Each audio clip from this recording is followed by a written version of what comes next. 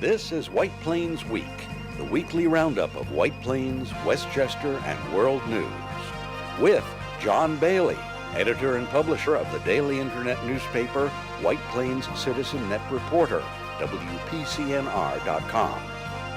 Jim Benerofe, editor and publisher of SuburbanStreet.com and WhitePlains.com. And me, Peter Katz, formerly with NBC, ABC News, and stations from Boston to Los Angeles. White Plains Week, what's happening, who are the newsmakers, what's in store for the future. The views and opinions expressed on this program are solely those of the participants. White Plains Week is presented on Optimum Cable Channel 76, Verizon Fios Channel 45, and on the internet at whiteplainsweek.com, youtube.com, and wpcommunitymedia.org. Now, White Plains Week. Good evening, Mr. and Mrs. and Ms. White Plains, Westchester, and the world. John Bailey, the old Citizen Net reporter, with the Dean of the School of Journalism in White Plains, New York, USA, Jim Benerofe. And we have headlines. Boy, do we have headlines. Now the headlines on a busy White Plains News Week of April 12th, 2019. First cases of measles announced in Westchester County, unvaccinated children affected. School board approves 2019-20 budget. State gives $1.5 million more dollars in school aid. Republican candidates nominated for Common Council in fall. Andrew Custodio, Anne Marie Encarnaco, and Brian Peroni interviewed on People to be Heard. Hearing closed on 1133 Westchester Avenue. State legislature approves rise in Westchester sales tax to bail out the county. Governor Andrew Cuomo has indicated he will support the sales tax rise. Housing prices on single-family homes decline in Westchester. 2 to 4 family homes average prices go up 19%. County Executive George Latimer delivers State of the County speech, says it's good and getting better. That's paraphrasing. The Girl Scout cookies have come to town. Ice cream is back.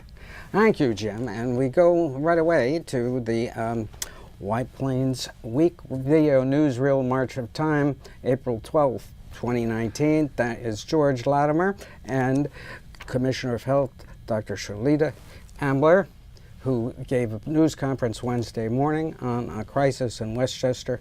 It's measles, and let's go right to that conference.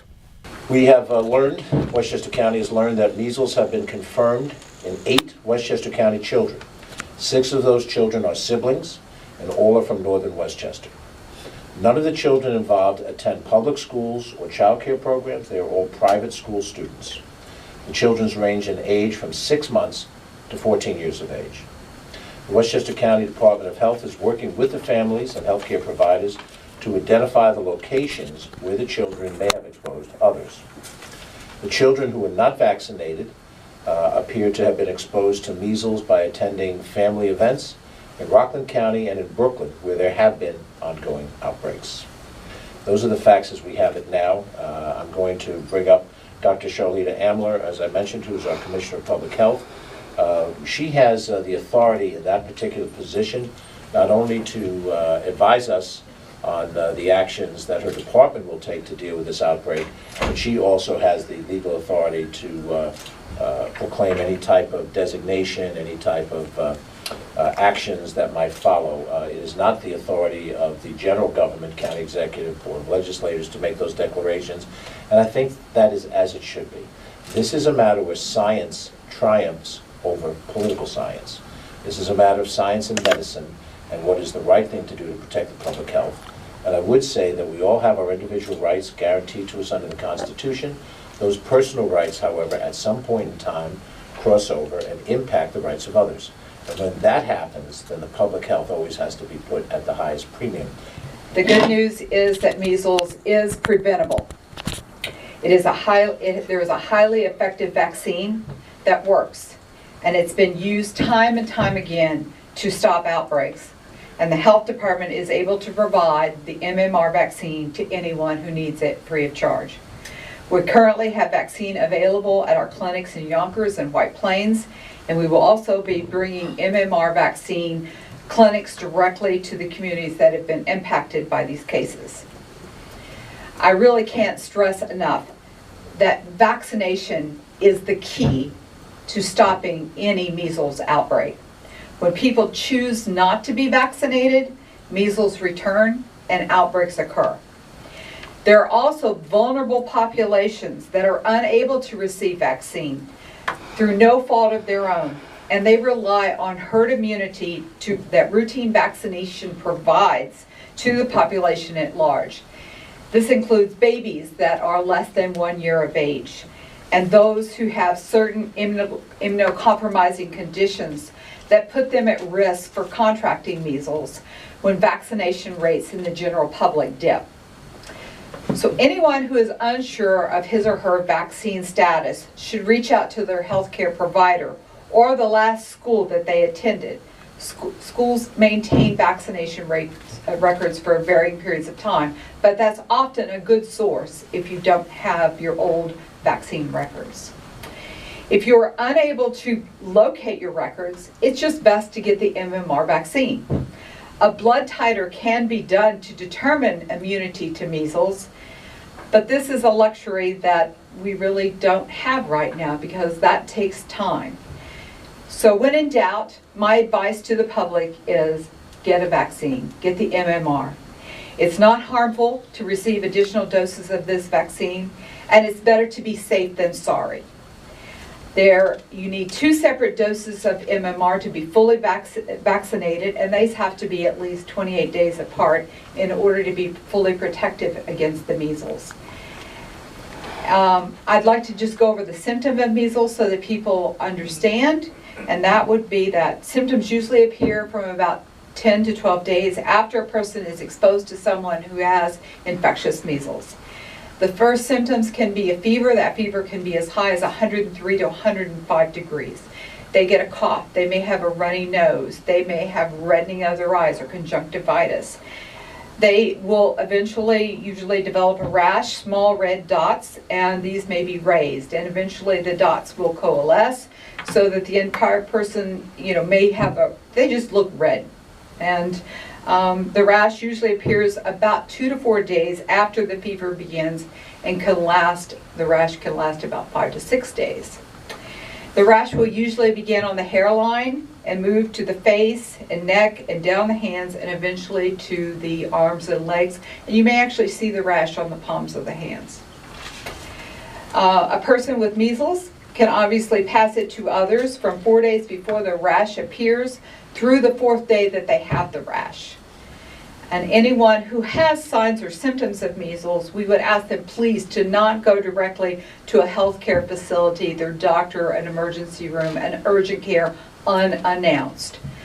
Measles is airborne. It lasts in the air for hours after that person leaves the room. So we don't want people going into medical facilities and potentially exposing others. What they should do is contact their physician or the urgent care they're going to or the emergency room that they're going to and let them know what's going on, and they can advise them how they want them to proceed. Healthcare providers who have questions can call us 24/7 at 914-813-5000. And residents who have general questions about measles can call the same number to speak to one of our staff members. And again, that number is 914-813-5000. So that was really one of the very apropos press conferences of the year. When they heard about it the night before, late 11 o'clock, and put together this news conference at 10 on Wednesday. Now, those are the latest numbers that are up, and also there is a clinic at 9 a.m. to 1 p.m. tomorrow, Saturday, at 134 Court Street, where you can get a measles vaccination, and also next Tuesday in Mount Kisco, 10 a.m. to 6 p.m. at 25 Moore Avenue. Remember, call for an appointment to get the measles shot, and those are the questions. Well, the other number. Jim, what did you think of this? Well, I think it's bad thing. that we've had a measles outbreak. Yeah. I think that people have to understand that they have to get vaccinations, and there are not going to be any side effects on the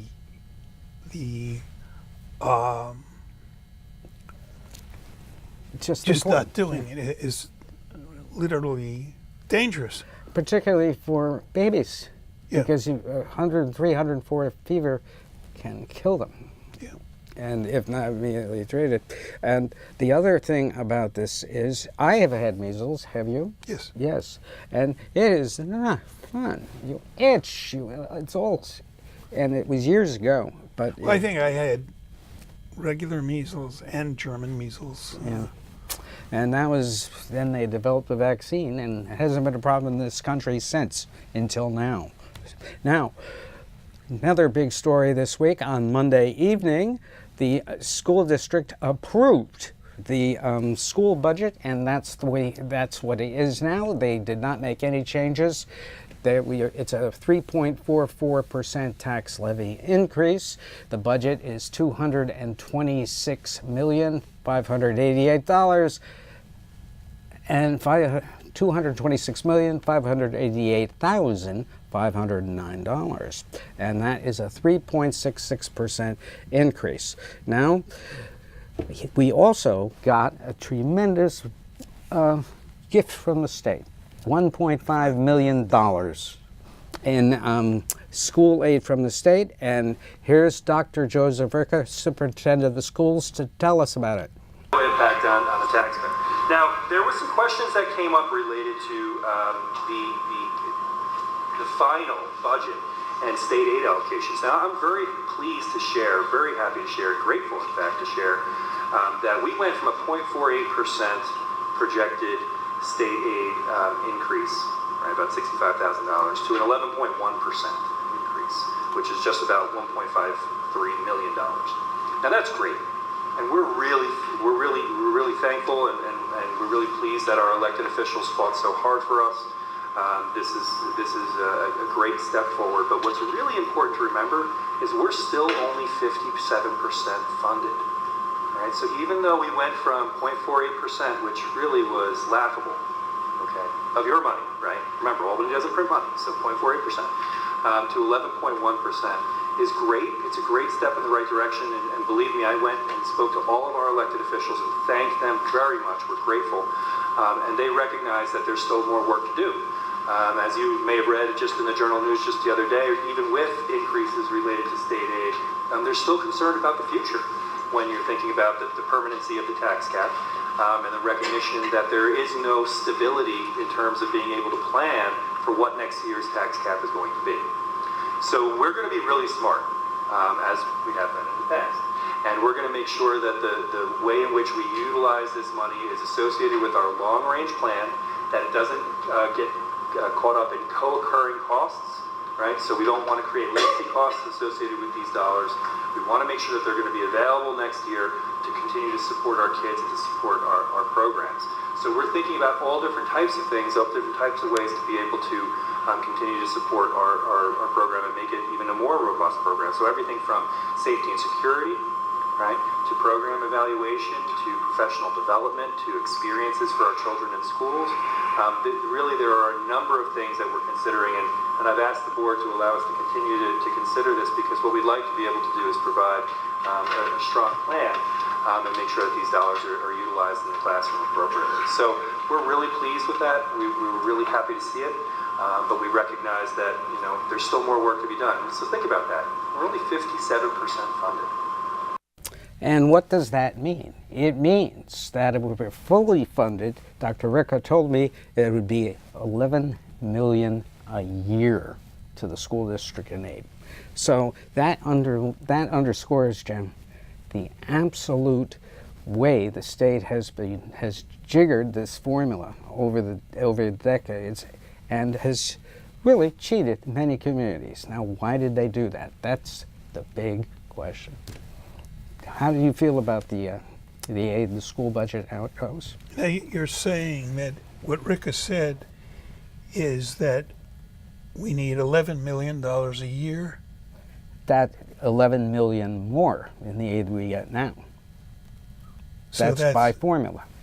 That's for every year. So that we would need approximately, we got 1.5 million, so approximately we need another 9.5 million. Yes, right, exactly. There, but this has been happening to districts all across the state. They're not getting funded properly by the state's own formula. And again, why is that? What are they doing with all the money?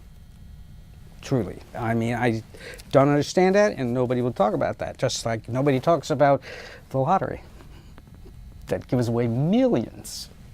But anyway, moving on, what does this mean for taxes? Let's take a look at our school and city budget tax impact. We showed you the figures in the green type last week, but if you add $9,000 to the school tax, the total is $12,002 between the city and the school tax. If you're a $16,500 assessed home, you add $11,082 more in school taxes, and you have a total of almost $15,000 in taxes between the city and the state.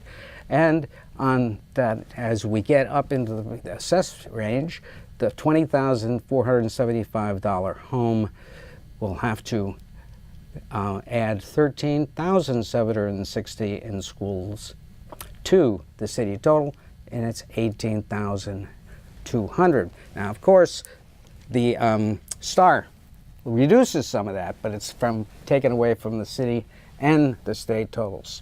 So, but that shows you how this is going up, and that is what the tax situation is.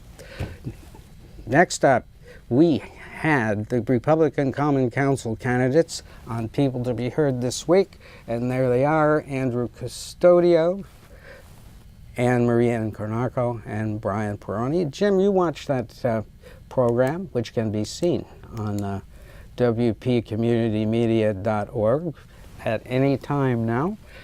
What did you think of it?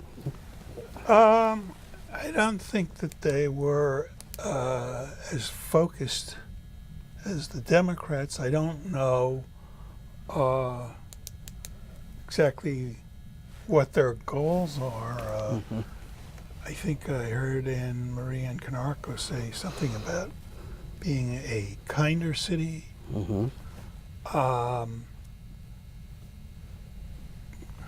I don't know if that's... And yeah, and also Brian Perroni wanted to apply rent controls or some sort of rent control to lower prices for smaller businesses among the work with the landlords to do that was one of the things he suggested. Mr. Custodio wanted to address a new comprehensive plan on a regular basis, and they were not exactly against development, but the general impression that they wanted to pull back, particularly Mr. Perroni. But watch the interview for yourself and see what you think on wpcommunitymedia.org. And moving right along, meanwhile, in housing in Westchester.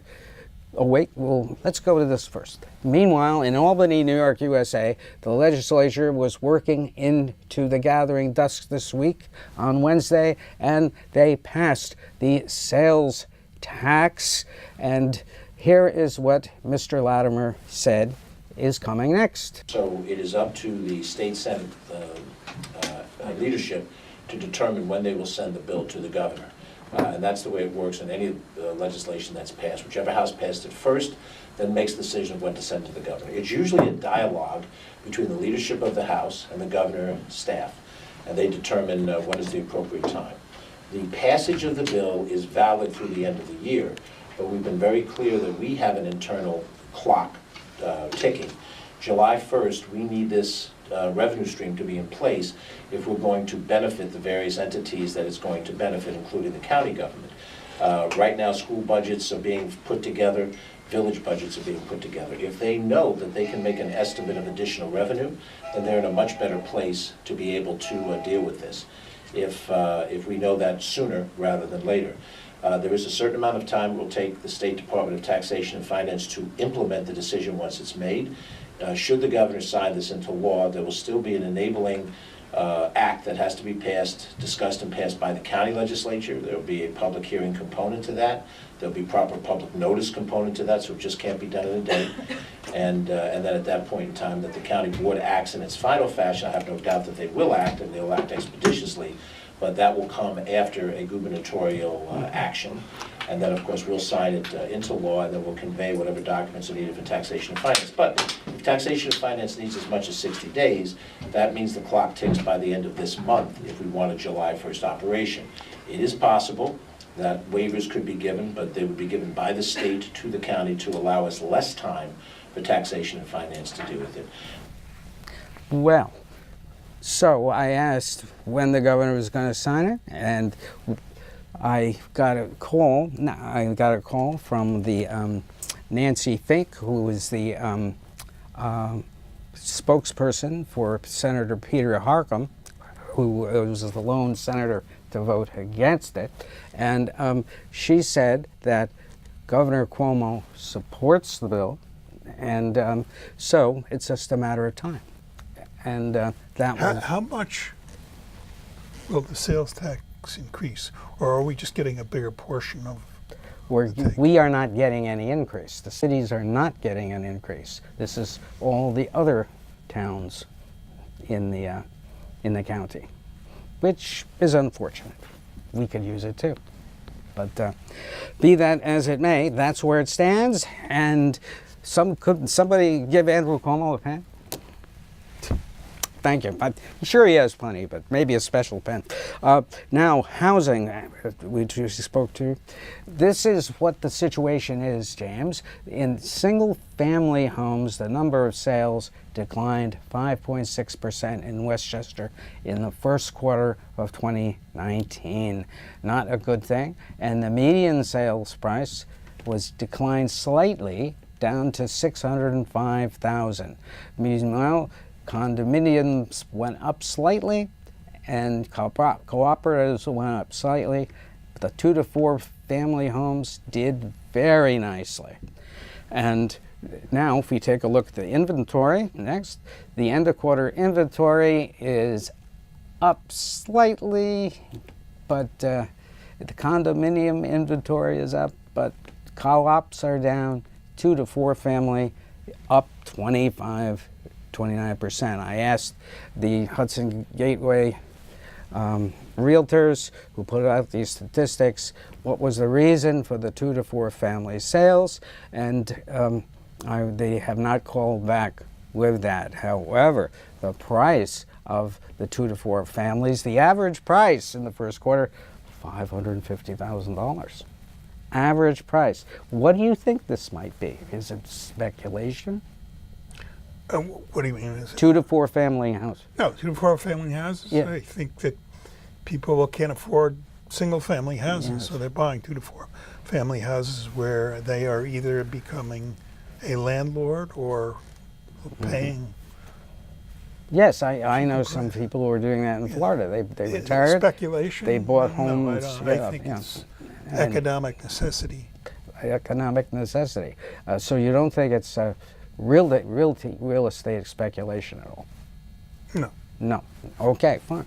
There you have it. And now we do have some interesting stuff to talk about. This is the Peekskill Waterfront.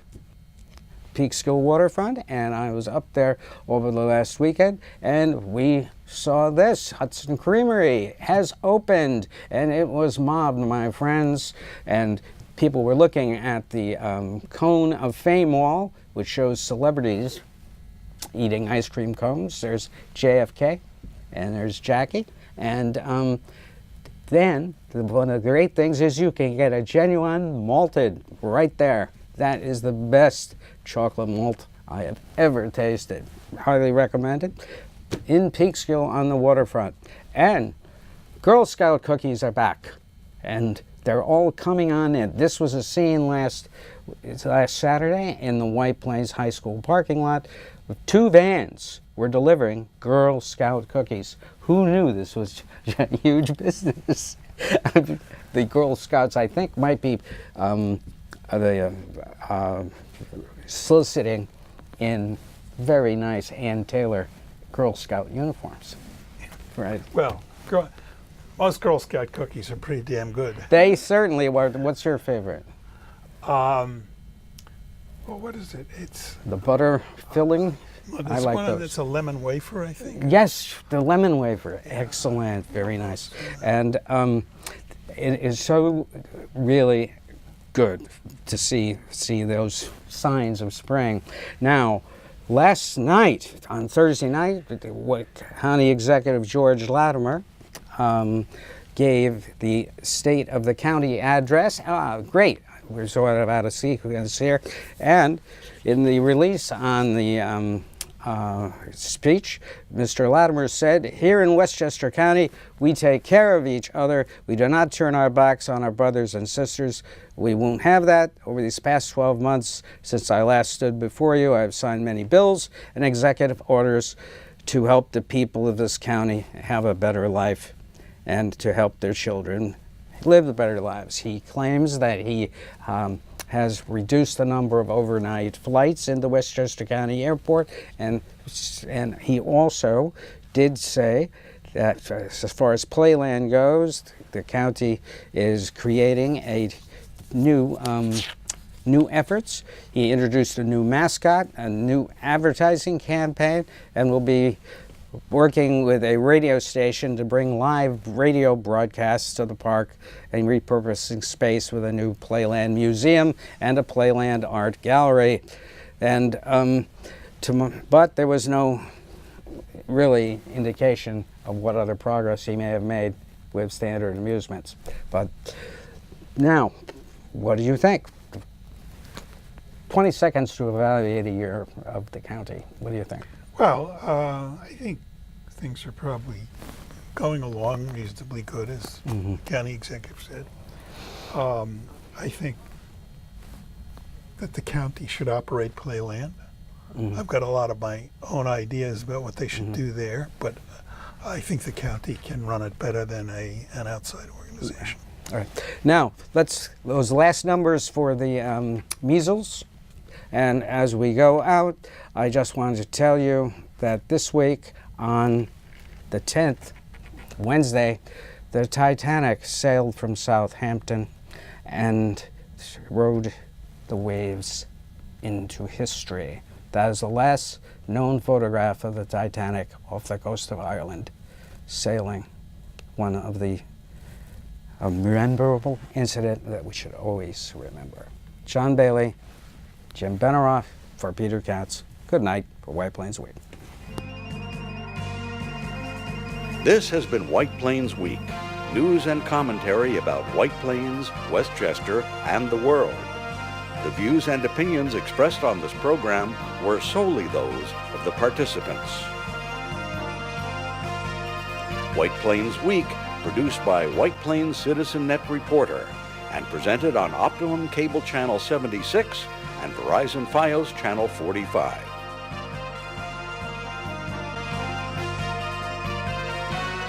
You may view White Plains Week anytime on the internet at whiteplainsweek.com, youtube.com, and wpcommunitymedia.org.